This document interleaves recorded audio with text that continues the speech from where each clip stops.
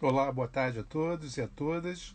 É um prazer começar mais uma transmissão do Sênior Mais Vida e nessa tarde nós vamos entrevistar o professor e jornalista Jorge Félix. Jorge Félix já está entrando, já acenou aqui para mim.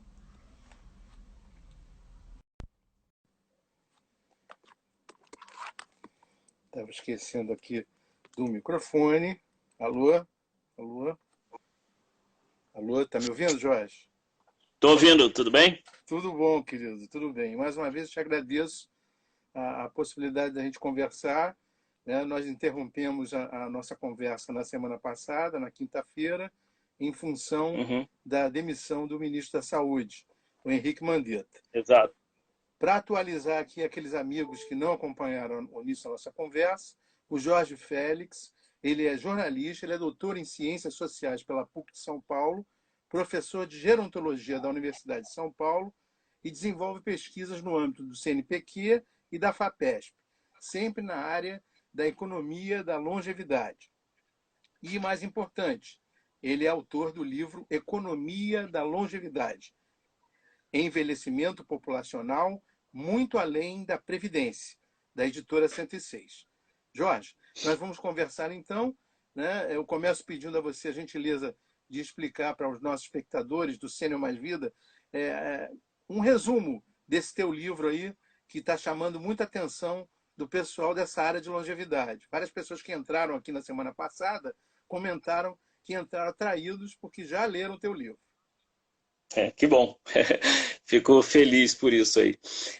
Bom, o meu livro, na primeira parte, eu tento explicar, ou refletir, melhor dizendo, né, sobre uma questão que é sempre colocada quando se trata do envelhecimento populacional, que é essa frase que os países ricos eles ficaram ricos antes de envelhecer e os países pobres eles vão envelhecer antes de ficarem ricos, né?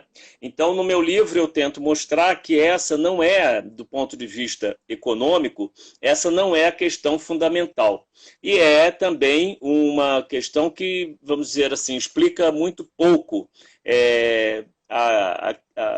do ponto de vista da sociedade, o envelhecimento populacional, a dinâmica demográfica. E eu tento mostrar que há toda uma questão histórica que precisa ser levada em conta, é isso que eu abordo em detalhe na primeira parte do livro, de qual economia, sob qual economia os países ricos envelheceram e sob qual economia nós do hemisfério sul estamos envelhecendo. Essa é a questão fundamental, então eu pego ali o período do pós-guerra para frente para fazer essa análise da construção do estado de bem-estar social nessas sociedades mais ricas. E também depois eu falo como nós do hemisfério sul estamos envelhecendo sob o domínio de uma economia excessivamente financeirizada, né?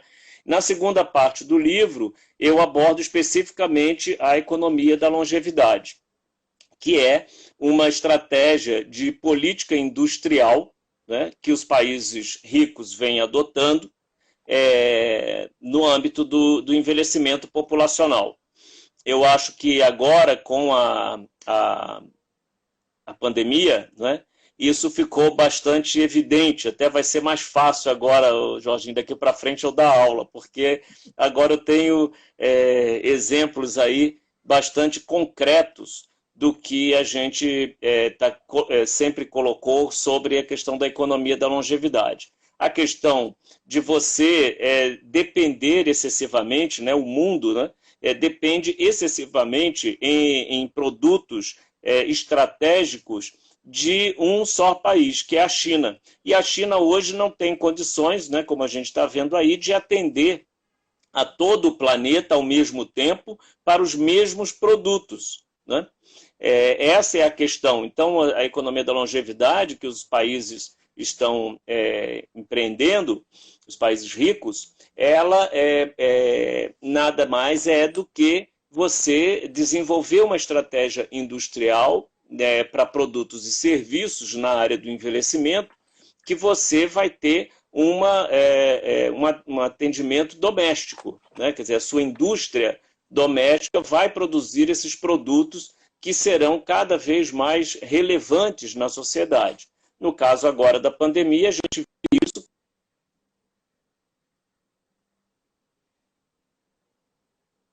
Quer dizer, todo que você tem que fornecer.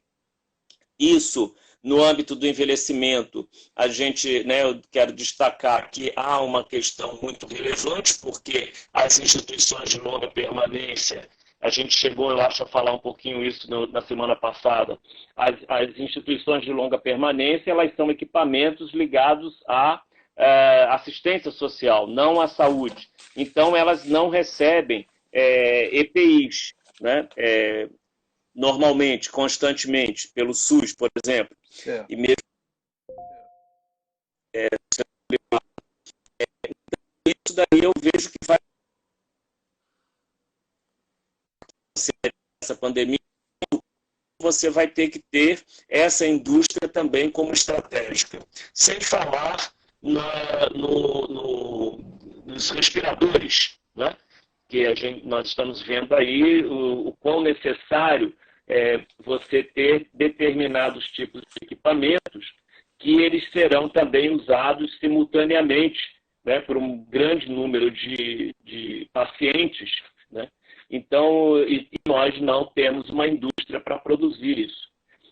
No último domingo, né, ontem, eu publiquei um artigo na Folha de São Paulo, chegaram a ver, mas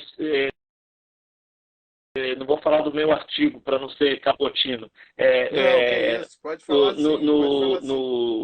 o artigo da parte não, o artigo da parte de baixo da página da Folha era justamente do professor Carlos Gadelha e também do Temporão, que foi ministro da Saúde, né?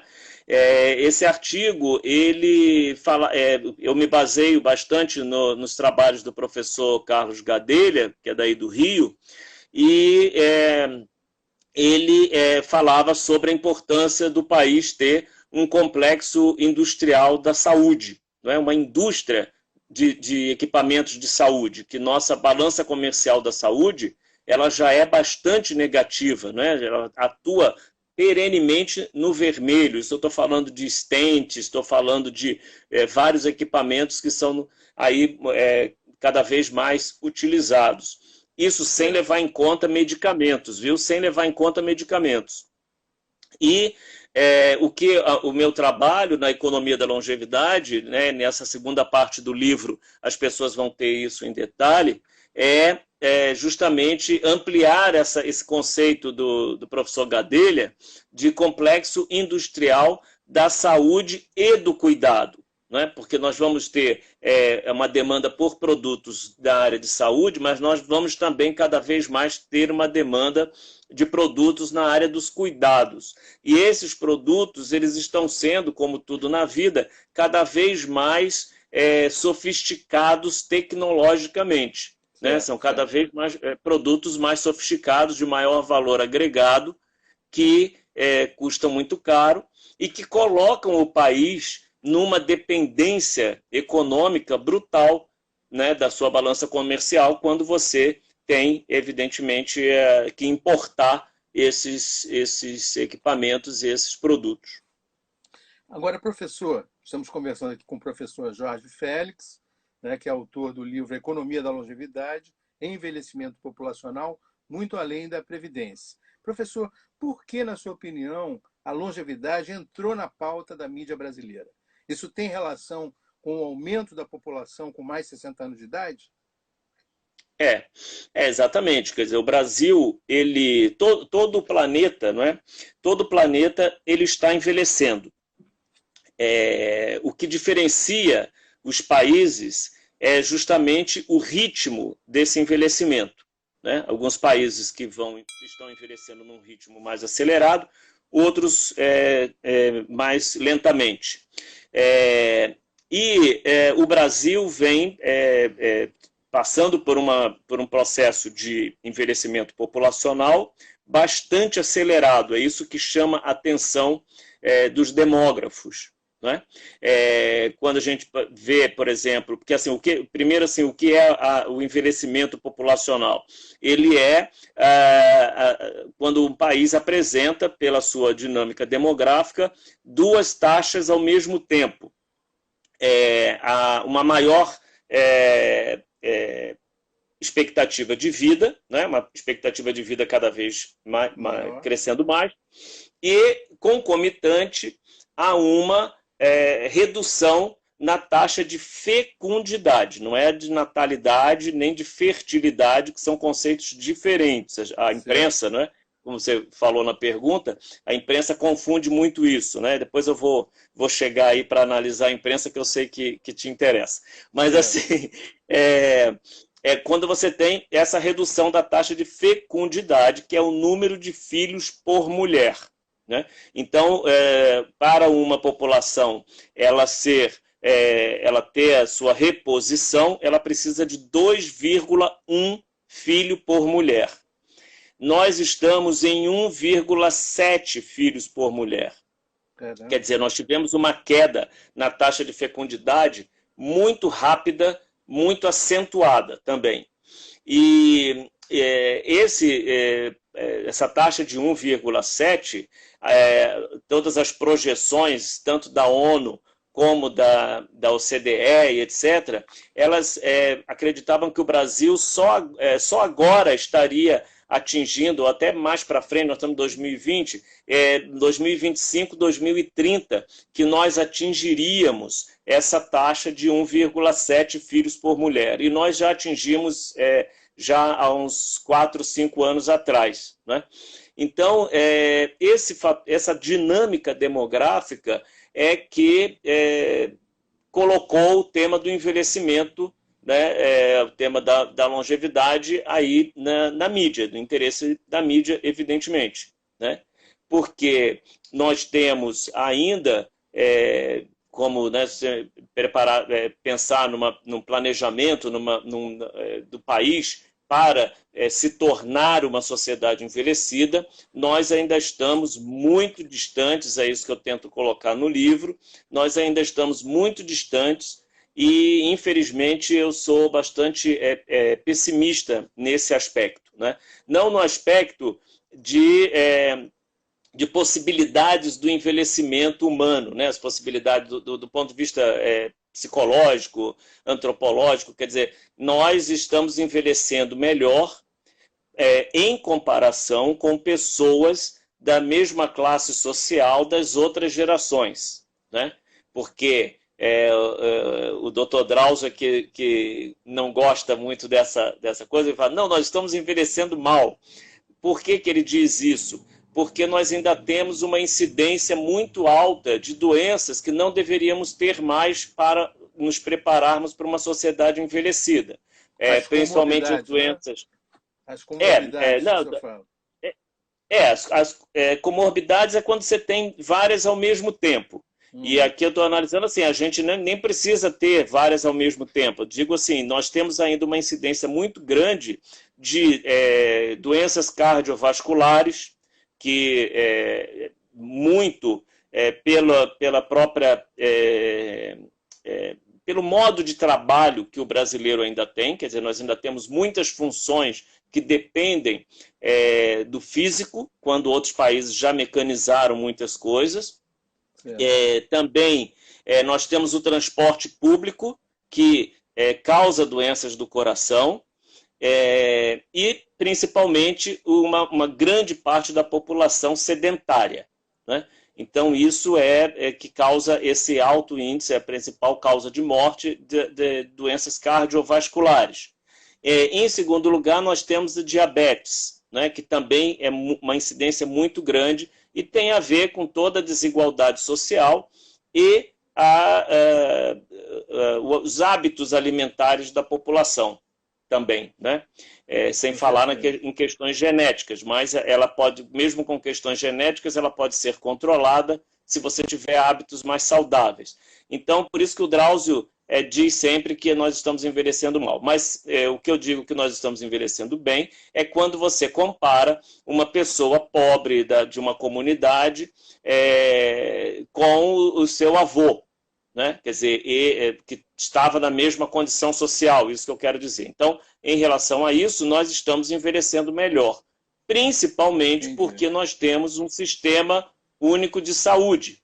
Então, esse sistema único de saúde, público e gratuito e do Estado, ele oferece hoje um simples comprimido ou um medicamento até mais sofisticado para uma parte da população, a despeito de todas as questões de acesso, né? Concordo, mas a despeito disso nós temos aí uma distribuição de medicamentos e de tratamento que fez com que pessoas, mesmo das classes mais baixas, estejam envelhecendo melhor do que os seus pais e avós. Isso é o que a gente quer dizer. Então, eu acho que por todas essas questões, a questão do envelhecimento ela entrou aos poucos na mídia.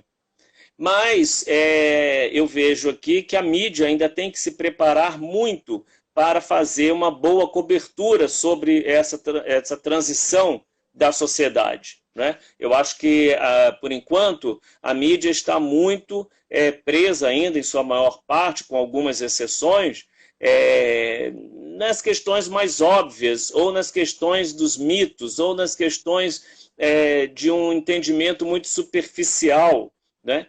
Da questão da sociedade envelhecida, né? Eu acho que as matérias se prendem muito até a pontos fora da curva, né? Quer dizer, o que eu quero dizer com isso? É aquele idoso que pula de paraquedas, os idosos de Copacabana, né?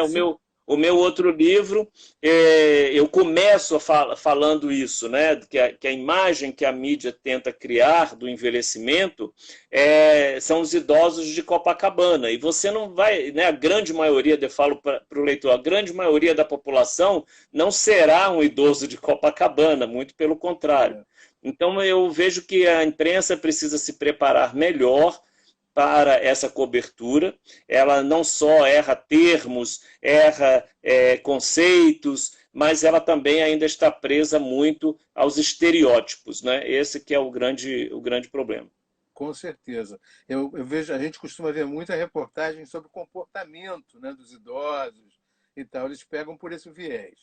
Agora, uma coisa básica, professor, que eu gostaria de saber, que me parece que falta esse conhecimento à maioria da sociedade brasileira hoje, é a diferença básica entre geriatria e gerontologia.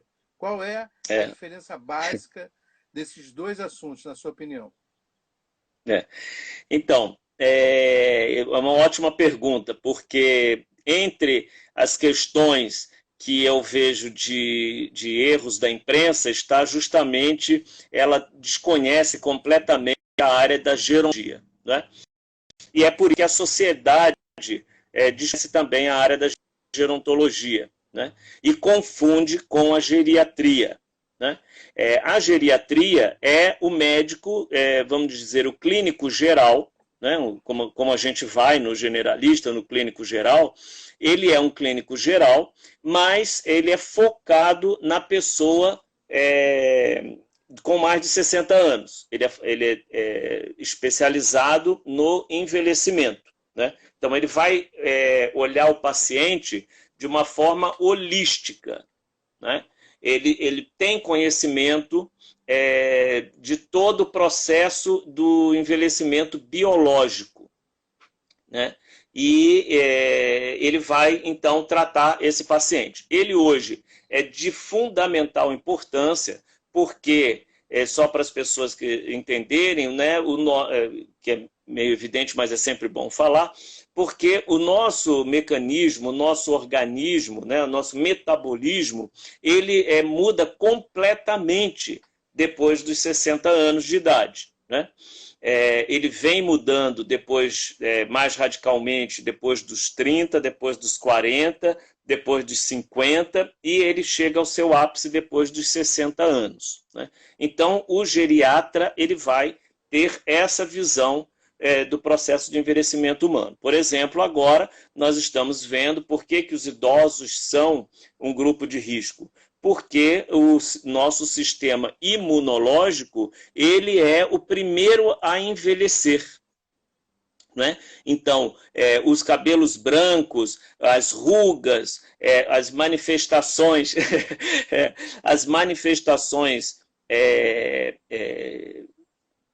visíveis, né, do nosso corpo, ela está apenas refletindo, em primeiro lugar, o envelhecimento do nosso sistema imunológico, que passa a ser mais fraco, então nós passamos a ter mais doenças. Né? E por isso que agora os idosos são um grupo de risco, porque eles podem se contaminar mais facilmente. Bom, e qual a diferença para a gerontologia? Ou como a gente brinca lá na USP com os alunos, que nós todos já estamos acostumados a esse desconhecimento, né? Geronto o quê? Né? A gente fala muito assim, geronto o quê? Eu faço gerontologia. Os alunos e as alunas, principalmente, porque a grande maioria são de alunas, falam assim, a geronto o quê? Quando a gente fala, professor, que a gente estuda gerontologia, a pessoa, geronto o quê? Porque a gerontologia ela vai ser uma área de estudo e também de atuação na área do envelhecimento. Então, é uma área que cresce bastante no mundo inteiro, mas ela ainda é uma área nova. Ela se baseia em 3 pilares principais. Né? O primeiro, que é o pilar, que são os 3 pilares do envelhecimento, que é o pilar psicológico, o pilar biológico e o pilar social ou econômico-social, como eu gosto de colocar. Né? Então, ela vai também ter uma visão holística do envelhecimento.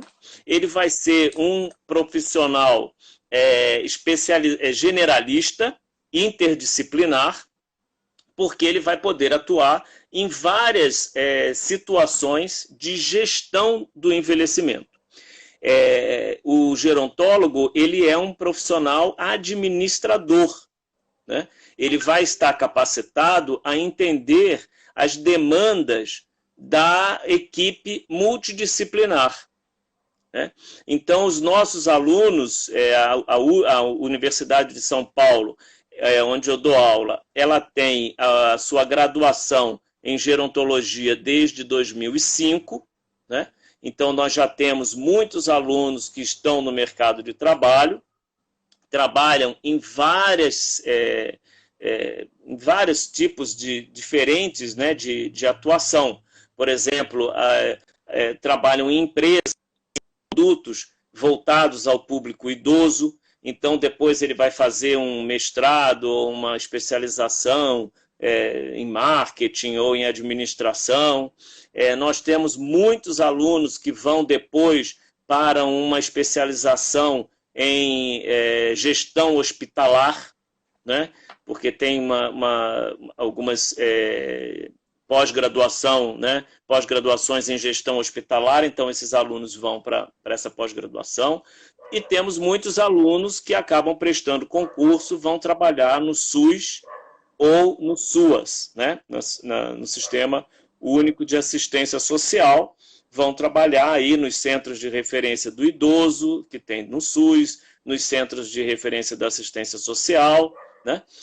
Enfim, essa é a atuação. Esse profissional, o gerontólogo, ou a gerontóloga, ou a gerontologia, ela vai ter essa visão mais ampla, né, para ela tentar, né, vamos falar aqui em termos de sistema de saúde, que é hoje aí um tema importante, mas, por exemplo, agora ele tem todas as ferramentas para reduzir o impacto no SUS. Né? Que é isso, ele vai saber se comunicar com a pessoa idosa, fazer um programa para essa pessoa idosa se manter em casa, como que vai auxiliar essa pessoa idosa que está em casa, a pessoa idosa que está numa situação frágil, né? Porque ela já passa pelos 3 estágios, como a gente escala, como a gente classifica: o idoso independente ou robusto, o idoso pré-frágil, o idoso frágil. Então, o gerontólogo sabe como se comunicar com todos esses idosos, sabe a situação de todos esses idosos. Ele fez estágio em várias unidades diferentes. Por exemplo, lá na USP, nós temos estágios tanto no SUS, como nós temos estágio em instituições de longa permanência, que são os antigos asilos. Nós temos estágio nos órgãos administrativos da Prefeitura e do Ministério Público, da Defensoria Pública. Então, esse profissional ele vai conhecer as leis, né, os direitos da pessoa idosa, e ele também vai estar apto para atuar na iniciativa privada, porque ele vai ter uma gama de conhecimentos que pode ser muito útil também para a iniciativa privada. Vamos dizer que ele vai trabalhar num banco para saber como será esse atendimento no banco, né? Você vai trabalhar, nós temos alunos que trabalham em planos de saúde, nós temos alunos que trabalham mesmo em grandes empresas, como Danone, como Abbott, quer dizer, né, grandes empresas que têm produtos para o envelhecimento. Perfeito. Agora, por que, na sua opinião, o brasileiro ainda não cultiva esse hábito de procurar um geriatra, assim como a gente procura um cardiologista, né, como procura um endocrinologista? Por que ainda a gente não cultiva esse hábito de ir ao geriatra? Primeiro, eu acredito que você tenha poucos geriatras, né? Quer dizer, um principal problema é a divulgação dessa especialização dentro da medicina, porque nós temos poucos geriatras, não temos o número de geriatras que a Organização Mundial da Saúde recomenda para o número de pessoas idosas. Então você sabe qual é a taxa no Brasil? Agora de cabeça aqui eu não me recordaria para te dizer precisamente. Em outros países Isso eu tenho certeza que ela está abaixo. Aqui no Brasil está abaixo. Você tem lá na Organização Mundial da Saúde tantos geriatras para, né, um geriatra para tantas mil pessoas, e nós não temos isso. Nós temos abaixo. Então, primeiro, eu vejo que há essa falta de interesse já a partir da especialização que os alunos escolhem, né? Então, é claro que você, com menos geriatras, você vai ter uma divulgação, né? Uma divulgação bem pequena, bem tímida, restrita, do que esse profissional pode oferecer para a qualidade de vida das pessoas idosas. Então, as pessoas... e tem um hábito cultural também, né, de nós procurarmos, como você disse, o cardiologista, procura o médico do estômago, procura o médico do... né? Você vai pela outra especialização do que você está sentindo. Esses médicos podem não, né, que eles são bastante eficientes quando, como eu disse agora há pouco, quando você está em outra idade, mas quando você quando você já está envelhecido, né, você precisa exatamente de uma visão holística do seu organismo, devido ao que você falou da questão das comorbidades, né? Então você pode manifestar, depois dos 60, aumenta o seu risco de manifestar várias doenças ao mesmo tempo, né? Então, o médico precisa ter essa noção. Muitas vezes, o médico pode ser ótimo de coração, mas ele não tem o conhecimento de outros, né, de outras doenças. Então, é por isso que eu vejo que a geriatria ainda não é tão popularizada, né? Correto. E a partir de que idade os estudos recomendam que uma pessoa deve procurar um geriatra? A idade cronológica, né, ela vem sendo, vamos dizer assim, vem sendo abandonada, né? Para ser critério para várias coisas, né? O que nós, na gerontologia, sempre atuamos e colocamos como o critério fundamental é a funcionalidade, né? Então, você tem escalas, né, avaliações, que principalmente aqui, tenho aqui do meu lado uma cópia, que é a AMP, que a gente trabalha o tempo inteiro, que é a avaliação de multifuncionalidade da pessoa idosa, né? É uma escala, uma aplicação que é feita no SUS, né? Com todas as perguntas que você vai ali definir qual é a condição funcional daquela pessoa idosa, né? Então, ela vai classificar o idoso, como eu falei agora há pouco, entre o robusto, como é o termo técnico, o idoso independente, o idoso pré-frágil, que ele já apresenta algumas limitações de funcionalidade, e o idoso frágil, que ele apresenta muitas limitações funcionais. Questões aí dos profissionais de saúde que a gente está vendo. Os geriatras, sim, eles estão com muito trabalho também estão sendo muito chamados, porque eles vão trabalhar, como eu falei, em equipes multidisciplinares, né? Porque ele também vai ter informações, conhecimento, né, para fazer, vamos dizer, uma gestão do principal órgão, né, que é atingido pela Covid-19, que é o pulmão, né? Então, ele pode, né, ele auxilia, né, principalmente na situação que o paciente ainda não foi para a UTI, né? Então, ele está trabalhando bastante e, em geral, pelo menos todos os que eu conheço, né, os geriatras acabam, evidentemente, se envolvendo muito, né, conosco na militância da causa da pessoa idosa, né? Então, nos grupos, eu tenho aqui, sem nenhum exagero, eu sou colocado aqui em mais de 30 grupos de WhatsApp de envelhecimento, né? Do Brasil e fora do Brasil.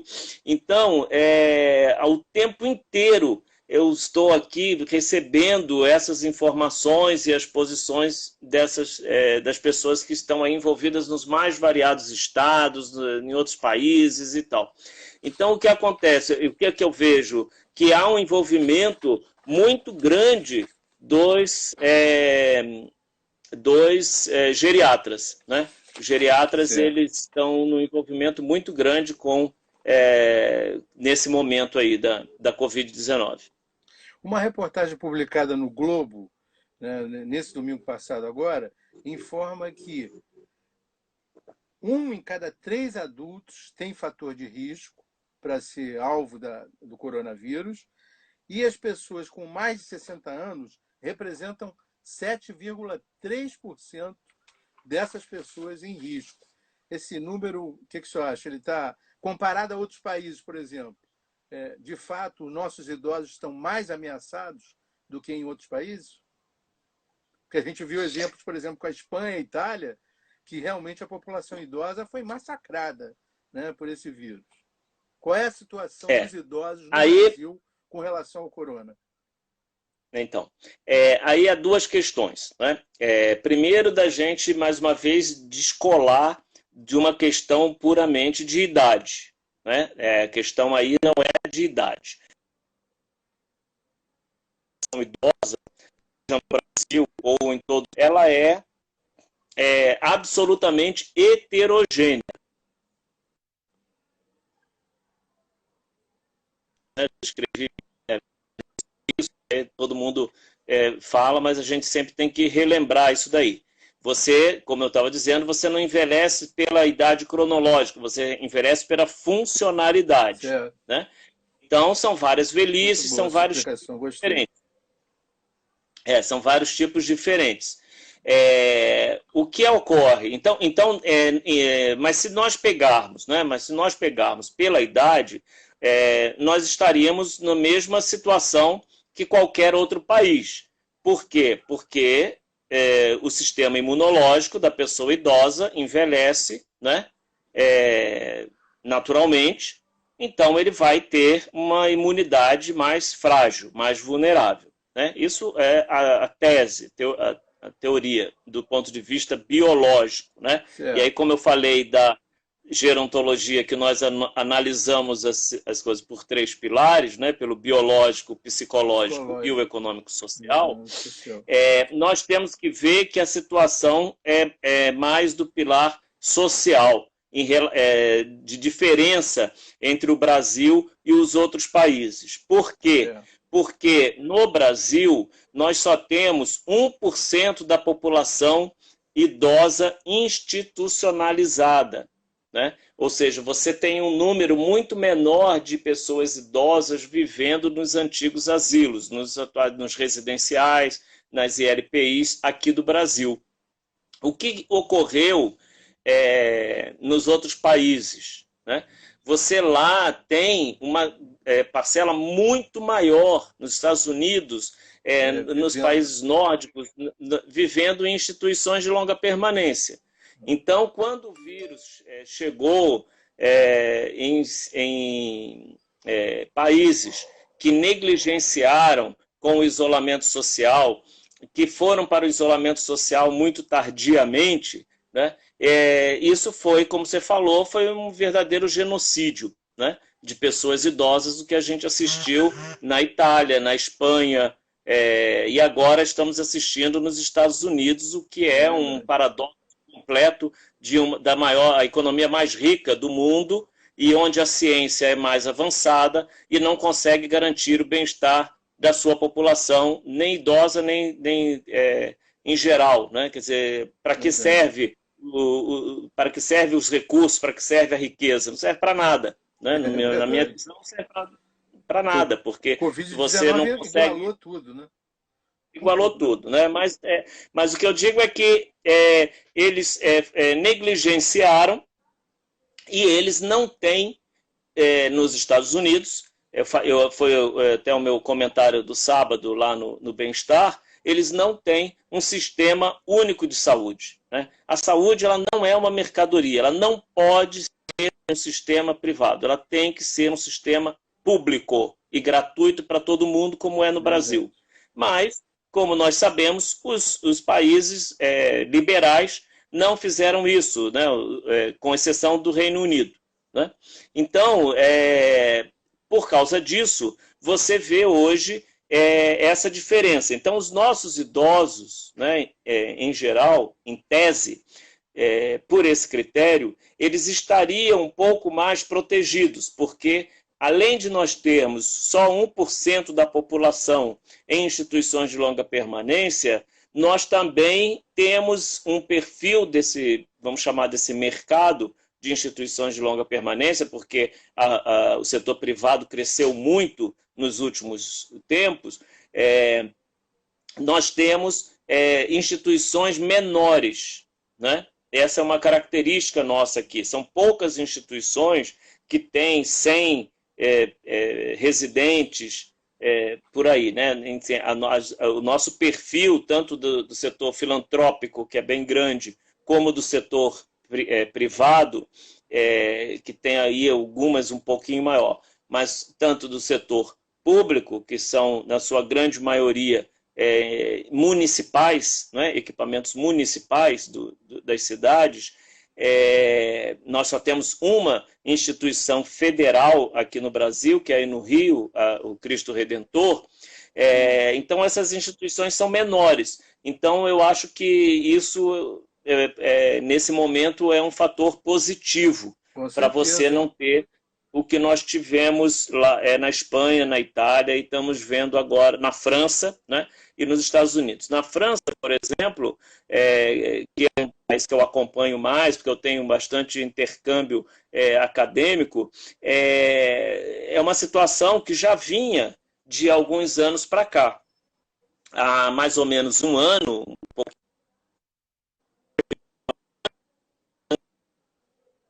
dos profissionais de instituições de longa permanência, né?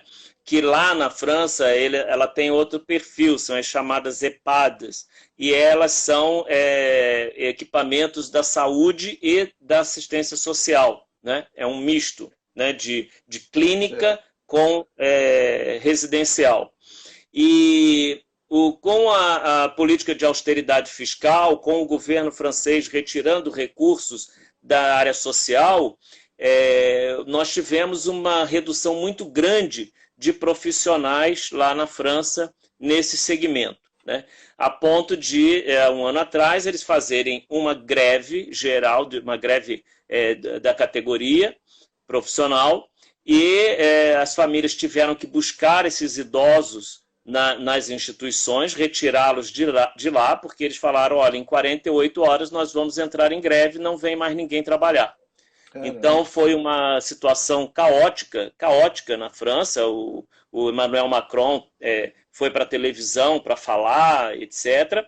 Então, assim, você vê, mesmo com uma sociedade que tem um processo de envelhecimento muito mais adiantado e tem um setor público muito mais presente, etc. e tal, vamos dizer assim, a ordem mundial, a tônica mundial é sempre de uma redução de recursos para essa área, né, e que dificultam bastante a atuação na área do envelhecimento.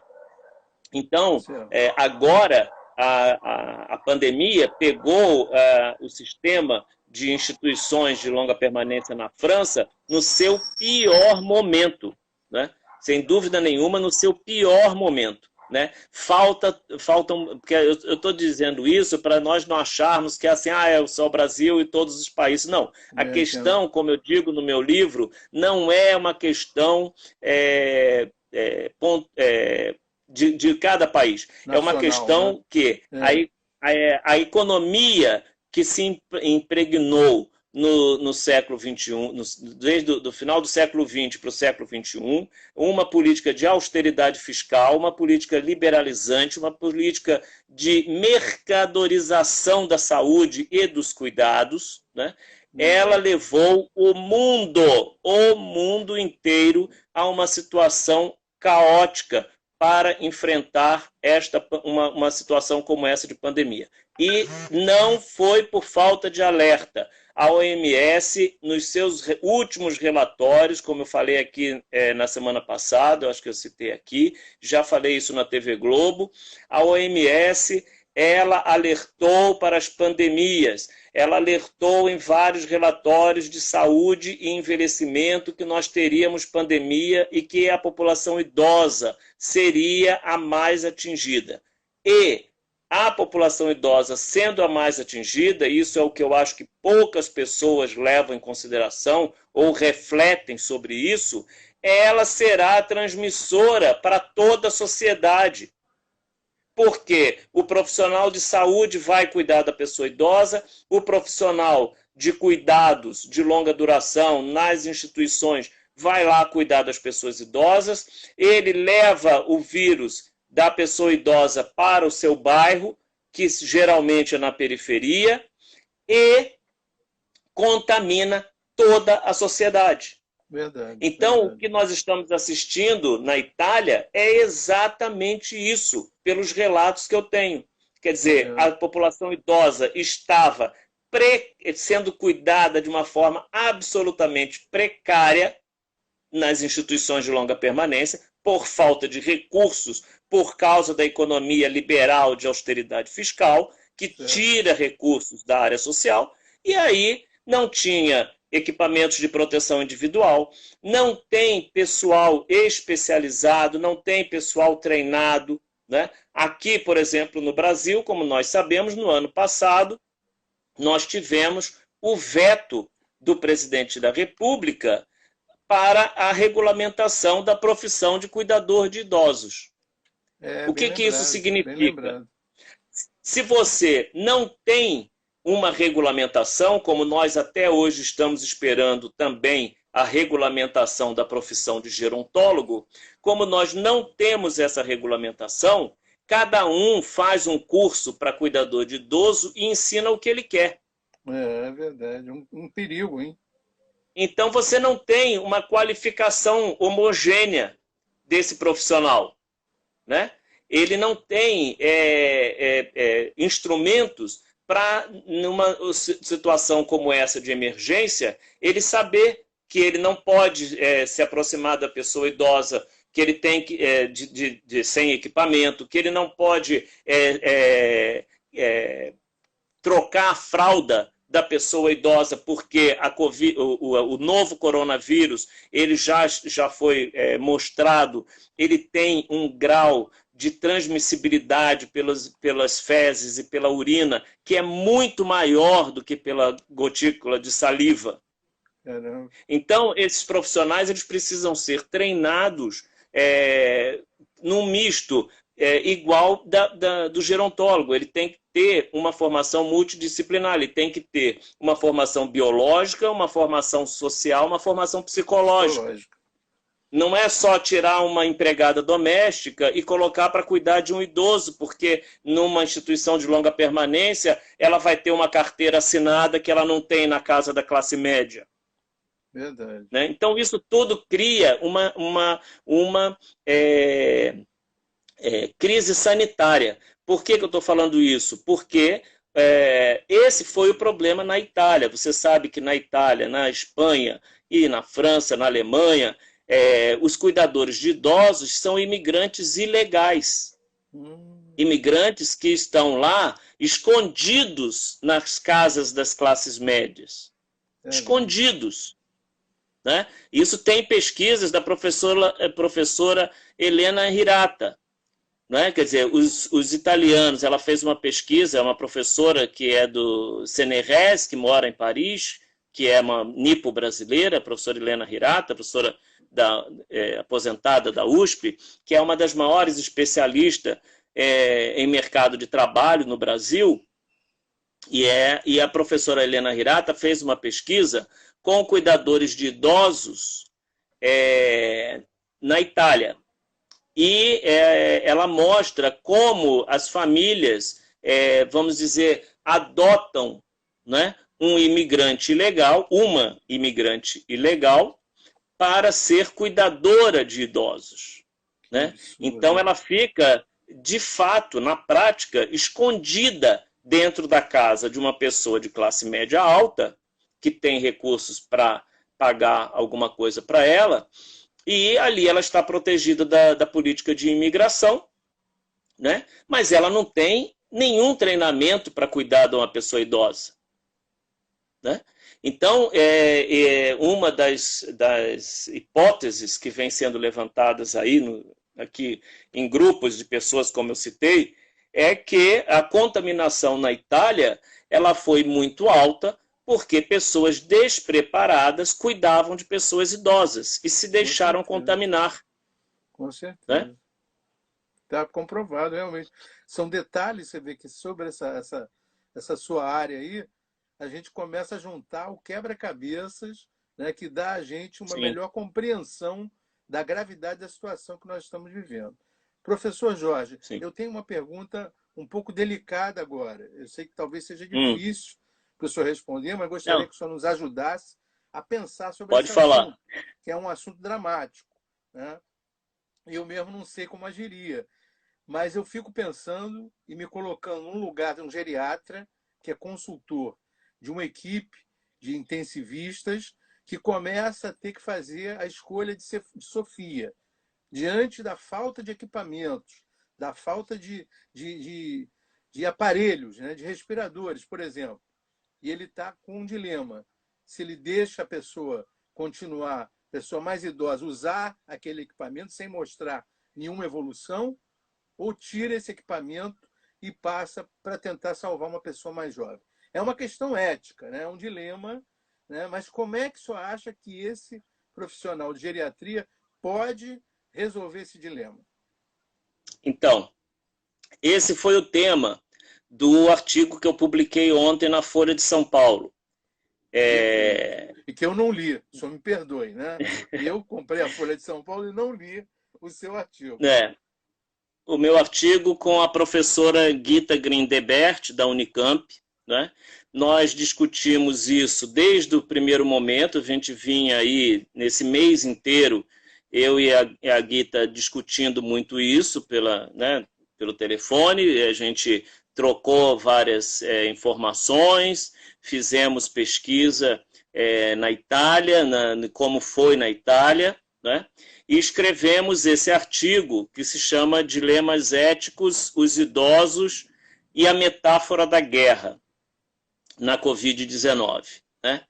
Então, o que nós defendemos é que o critério, pelas resoluções do Conselho Federal de Medicina, ele não pode ser por idade, né? Você tem a resolução do Conselho Federal de Medicina sobre a utilização de recursos escassos para a saúde, né, como a gente está passando, e no seu artigo 9º, essa resolução ela diz que esses critérios discriminatórios não podem ser levados em conta pelo profissional de saúde, né? Entre os que estão lá, além de sexo, etnia e etc., classe social, profissão, o critério, está lá o critério também da idade, né? Então, o artigo a gente publicou ontem, teve uma grande repercussão em vários setores, né? Porque o que a gente está assistindo nesse momento é principalmente algumas pessoas da comunidade médica querendo um respaldo legal, né, para fazer isso, né? Para um caso, né, de uma infelicidade ter que escolher isso. Nós sabemos que isso não é o desejo de nenhum médico, evidentemente. Claro. Mas o médico fica ali numa situação que ele está desesperado por um respaldo legal. E na Itália, como eu pesquisei e a gente colocou lá no artigo, foi claramente definido um critério de idade de expectativa de vida. Está escrito lá na resolução que eles tiveram lá da Associação Médica lá da Itália. E como foi também na Espanha, que a Guita pesquisou e nos Estados Unidos ainda não tinha. Então, a gente coloca isso lá porque o que está acontecendo no debate público, e a gente, né, chamou atenção para essa questão da metáfora da guerra, né, mas não é uma guerra, né? Nós estamos numa situação que temos que fazer uma escolha clínica com base em critérios que estão não só nas resoluções do Conselho Federal de Medicina, mas também na Constituição, na 10741 e na 8842, que é o Estatuto do Idoso e a Política Nacional do Idoso. Então, nós, a sociedade brasileira, nos últimos 30, 40 anos, ela evoluiu imensamente no seu marco legal de direitos da pessoa idosa, e ela não pode, no momento que esse marco regulatório precisa ser usado, ela fingir que esse marco regulatório não existe. Verdade. Então, se você tem que flexibilizar essa resolução do Conselho Federal de Medicina, que é o que a gente conclui, você tem que encarar essa questão de não tomar atitudes discriminatórias, né? Outra questão outra matéria que eu fiz essa semana, que foi dos centenários, né? Os centenários que estão sobrevivendo e que agora eles serão objetos de pesquisa. Ainda ontem eu conversei com a